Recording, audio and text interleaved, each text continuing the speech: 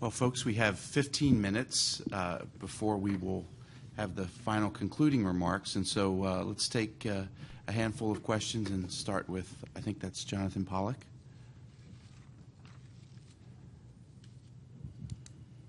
My comment and question is to my old friend and colleague, Dr. Tellis. Ashley, your presentation reminds me a lot of presentations that the late Herman Kahn used to make. And Herman would, of course, have these very elaborated predictions of just boundless glory and good fortune, barring, he said, always bad luck and bad management. But what strikes me in your presentation, and I want to see if you can reconcile this or explain it, is that there are two predominant critiques, I think, that would be associated with what you said. One from the left, one from the right. The one from the left would assert, we're hopeless, we've got all these problems, we've got all this accumulated debt, blah, blah, blah, blah, blah. You know that. On the right, it is this, a view that is somewhere between pessimism to alarmism about the growth of China's military capabilities, to say that we are going to be incapacitated, self-deterred, et cetera, et cetera, et cetera. I'm having great difficulty, of course, obviously, and I don't see you, by the way, as a man of the middle. That's not where I would normally put you, but I can't reconcile either of those views with your presentation. So what is it that they're missing, or what is it that you're missing that would explain this? So you're going to have to speak for others here, but you've got the floor, so have at it. Thank you. Obviously, Jonathan, thank you. Let me start by saying I'm not missing anything. If there's anyone who's missing something, it's those two guys. Let me address both those very quickly. I think the left is mistaking what is a current and transient problem for a permanent problem. Do we have a difficulty with the issues of capital accumulation today? Absolutely. Do we have twin deficits that have to be managed? Absolutely. But the point is to understand those in a certain context and to understand why the incentive structure in the global economic system has brought us to the point where these deficits are absolutely the rational thing for us to run. Now, the point I made was that these cannot be sustained indefinitely. Some transition has to take place. And I think that transition will take place when others change their behaviors to the point where they force a change in our behavior. And so when the dollar supplying countries of the world begin to consume more, we will have less imported dollars to play with. It's that simple. And so the kind of global rebalancing that everyone wants to see, I think will happen. I don't think it'll happen by management, even though people want it to be managed. I think it will happen as a natural evolution of the maturation of these Asian economies. So I think the left is missing this. Now, is that causing problems in the interim? Yes, of course it is. And that's what the Federal Reserve has to deal with every day. But for me, the question is, what is the impact on the long-term prospects for sustaining American power? And to my mind, unless you posit that corner problem, which is a loss of confidence in the currency, for some reason the US dollar fails as a reserve, there is chaos in the global economic system. Unless you posit those kinds of exceptional circumstances, I think we will ride this transition out without the kind of catastrophic things that you often hear on the left. The right has two complaints. One is a very specific complaint, which is, to my mind, mistaking the part for the whole. Yes, Chinese military capabilities are rising. Their capability to impede our ability to meet our security obligations is rising as well. But that is not the totality of the problem. That is a subset of the challenge of predominance. And it is a subset that we can meet if we do the right things. So that's one part of the issue. The second part, where I think the right has a little more, reason for concern, is that I think there's a feeling that we are not addressing these in the prudential manner that is required for success. That is, our national policy is not appreciating what requires to be done. Now, this is obviously a matter of debate, but I have a little more sympathy for the right on this issue. But if one were to suddenly look at Chinese military modernization and then pretend that this is the end of the world, the US will not be able to meet its obligations, I just think that's a wrong conclusion. I was heartened to hear that Jonathan did not begin his question by saying, my former friend, Ashley Tellis. It was a former colleague, so hopefully that remains.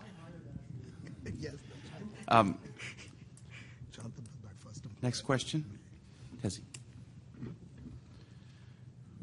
Tacy Schaefer from CSIS. Ashley, I'm afraid you asked for this question. What if the U.S. does run into what you described as the unattractive potential outcome? What if there is, what if there's a discontinuity? Your projection, basically, it's not obviously just taking today and projecting forward as far as the eye can see, but it is based on a lot of kinds of continuity. What happens to the discontinuity scenario? The analogy to Wall Street 2 years ago thinking it couldn't happen here, and it did. Well, it's a difficult question to answer because you have to specify the discontinuity a little more closely. The discontinuity that most people fear, and which Pete Peterson has written extensively about, and all those who are concerned about the deficits write about, is that at some point, international bondholders will lose faith in the ability of the United States to maintain what are sensible economic policies, will, in a moment of decision, in a sense, withdraw their investments and leave the United States with obligations that it simply cannot make good on. That's the meltdown scenario that everyone worries about. Is it possible? Yes, it is. But is it probable? My answer always has been that it's not, at least not for a while longer. And the reason for that is twofold in my mind. For people to make decisions of that kind, they have to first engage in very costly changes of economic policy at home, meaning in their own countries. And that is easier said than done. There is a reason why dollars are being exported to the United States. It's because to adopt alternative economic strategies affects their political economy in very complicated ways. And this becomes the cheaper solution for them. So if we were to see large-scale changes of economic strategy in Asia, I would begin to pay attention. The second is there has to be an alternative in terms of investments. I don't see the alternative to the dollar as the reserve currency right now. A year ago, people were speculating that you might have the euro as the alternative reserve currency. I don't think anyone today is betting on that outcome. So between the continued resilience of the dollar, simply first because of the volume of dollars relative to any other alternative currency, I see the ability of the US to maintain this reserve posture, this exorbitant privilege that Charles de Gaulle used to talk about, as being something that we can sustain for a while. And so I think the kind of scenario that you're pointing to is possible, but I don't think it's probable. If there are crises, there will be crises within our country, and it will be because of national policy, not because of fundamental disequilibrium in the economic system. Right here, sir.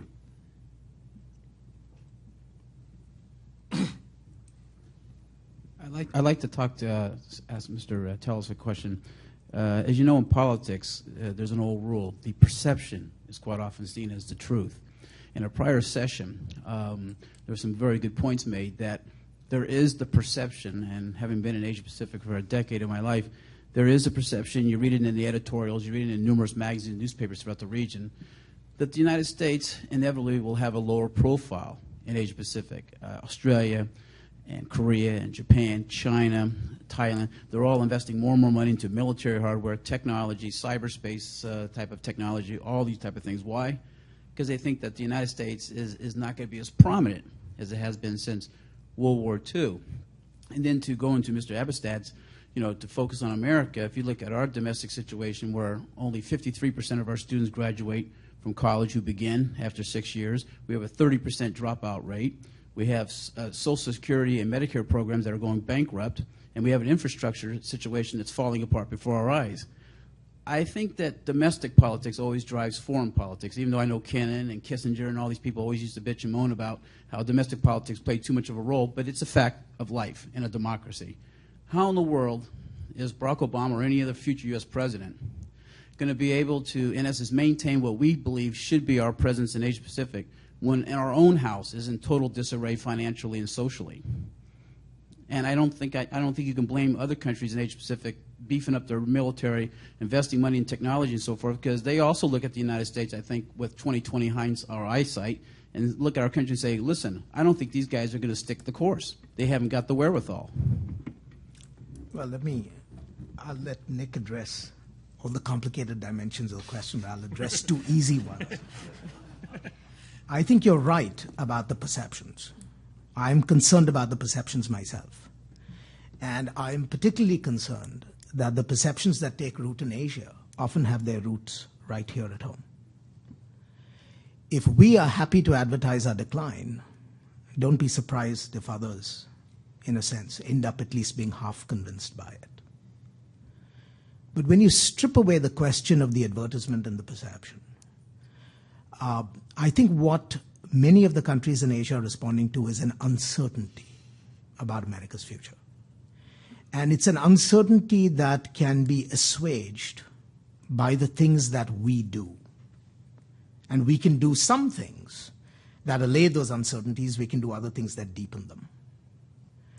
The one thing that we certainly need to do to allay those uncertainties is to look at the nature of our own investment priorities at home.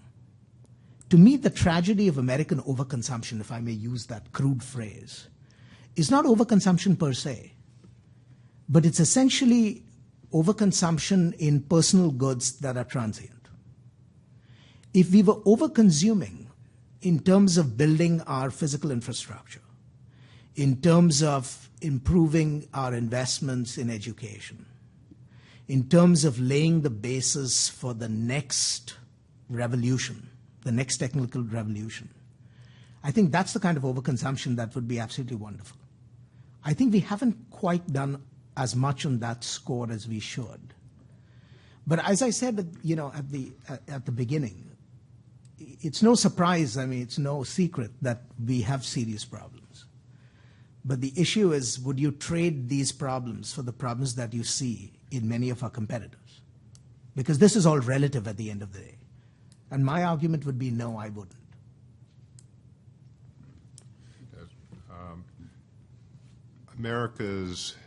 America has demographic problems that I didn't dwell on, that you touched upon, and they have to do very largely with human resource questions.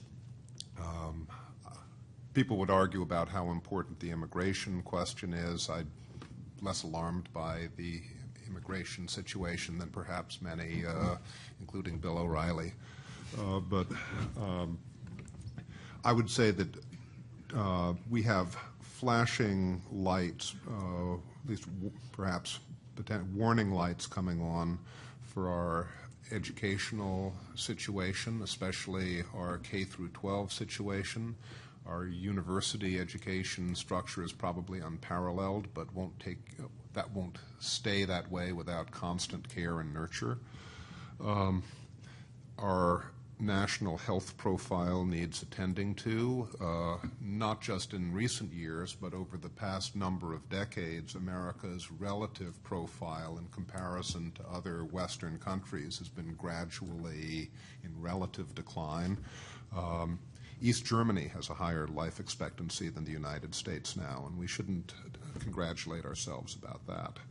And related to our healthcare profile is the whole question of healthcare costs, since the unfunded liabilities of our public healthcare system are 10 times as high as for a Social Security system. That's unsustainable. And things that are unsustainable tend not to be sustained over time. As I said, these are flashing warning lights, none of which, I think, as Ashley indicated, are harbingers of inevitable, irremediable decline. They are all questions that invite intelligent, deliberate, sustained policy intervention by concerned voters and their elected representatives. But these problems, too, won't go away or fix themselves by themselves. They need intelligent, sustained attention. Well, let me just add one thought to that. I agree with everything Nick said. The real challenge we have is making our political market as efficient as the economic market. Our economic markets are highly efficient, sometimes too efficient for their own good, because everyone is micro-rational. But our political markets are often less than efficient, and there's a whole literature on public choice theory, which tells you how democratic politics often ends up producing suboptimal outcomes. Now, this is not an argument to jettison the Constitution by any means, but it does require what Nick just said, which is you need to at some point have clear and honest debate. Well, thank you to my fellow panelists, and thank you to you all as well for your stimulating questions. I think we've drawn to the end of the Asia Policy Assembly, and so I'm going to invite Bob Hathaway to come back up to the podium and maybe ask my panelists just to remain where we are, and Bob will offer the concluding comments.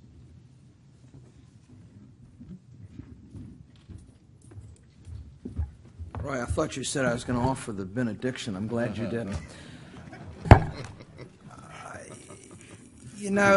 I'm impressed. I'm impressed by a whole host of things, but two things at this very moment. At the end of two extremely rewarding days, the intellectual content, the knowledge of the very last panel was as good as anything we've heard in 2 days. So I would ask you to join me in a round of applause for this panel.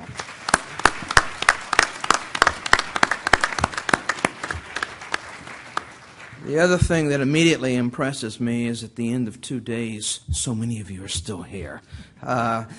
You should give yourselves a round of applause. If you look at the agenda, you see that I'm slated to talk for 30 minutes. I'm not very smart, but I'm smart enough to know that you don't want to hear from me anywhere near 30 minutes. So I promise just to take a short fraction of that. But there are things that I think need to be said, and more particularly, there are people that need to be thanked. First, and in some ways, most importantly, is you all.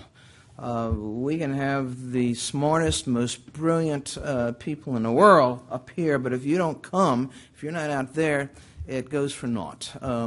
So thank you for helping us to make the inaugural Asia Policy Assembly a success.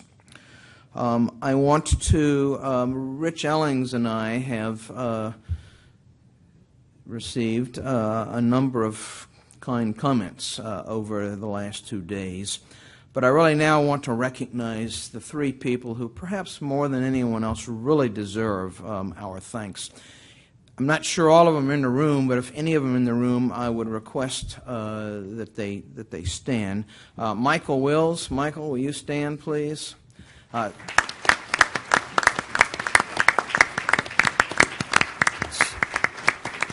about is Stephanie Renzi here?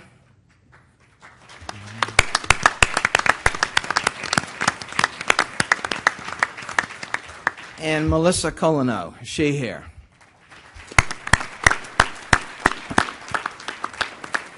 anyone who has ever managed a staff knows that it's the staff that makes events like this a success.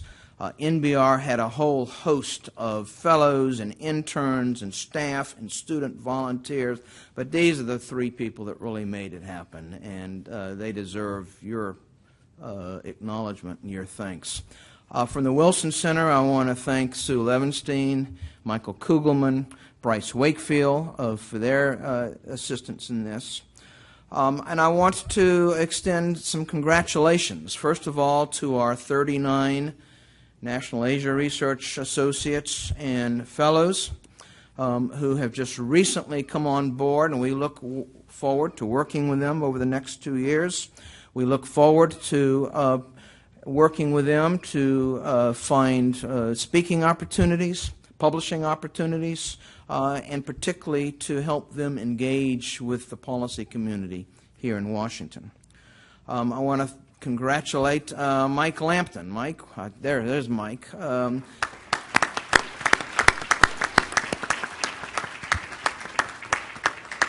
Mike, as everyone by now knows, was the first recipient of the Robert Scalapino Award. And Mike, I want to thank you for giving us an opportunity to honor Bob Scalapino as well. I think this is a wonderful tribute to Bob. Other people need to be, and indeed it's a privilege to thank them, not the least of which several foundations which made it possible for us to do this.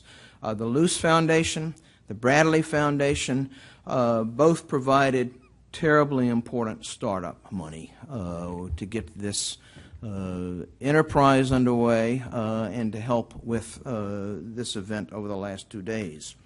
The Asia Foundation has agreed to support what is probably our next step.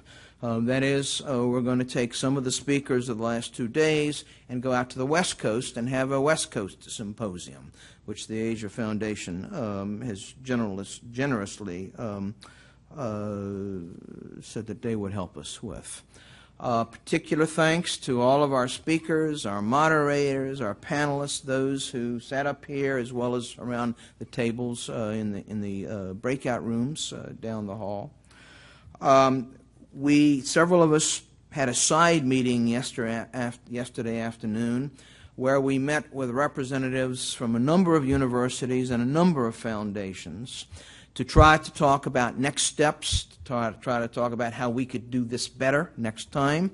Thank you as well to them, both for their support yesterday and their future support. Listed in your program are a group of colleagues known to all of you who comprise the NARP Advisory Council. We began relying on these folks months and in many cases more than a year ago. They gave us invaluable counsel, and if these last 2 days were a success, they deserve some part of the credit as well. Another group of people participated in the selection of the Scalapino Prize, the award for the winner. This was a difficult choice because there were a number of very, very high-quality candidates. It was not an easy choice, so of course we ended up with a great awardee. But thanks to the members of the selection committee who participated in this exercise with us. Now, I hope I have thanked everybody I was supposed to, with the exception of my co-conspirator, Rich Ellings. So let's have a hand for Rich as well.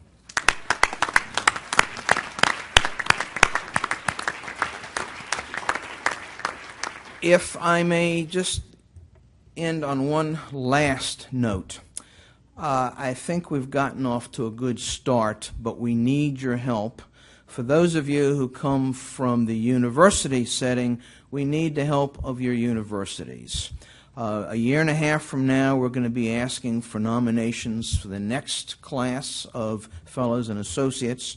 These are nominations submitted by universities and think tanks and policy institutes. For those of you whose universities might not have been involved this time around, please help us get them involved next time around. That, I think, is probably the note we should leave on. Warm thanks to each and every one of you. Look forward to seeing you here in 2 years, but certainly well before then. Thank you. We're adjourned.